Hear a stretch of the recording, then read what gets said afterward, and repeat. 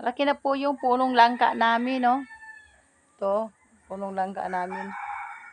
May ibang kahoy na dumikit sa kanyang puno din, oh. Magkaiba po ito. Ito po ay langka lang po. Yan po, langka lang po yan. Pero ito po ay iba po itong kahoy. Andito po kami, yun. Dito po ako sa lugar namin. Ayan na po, napakaganda po ng mga tanawin po dito. Ayan na.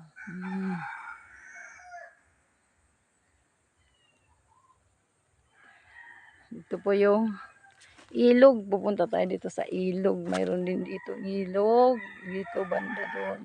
Yun. Yan, nandyan yung ilog. May mga tubig dyan.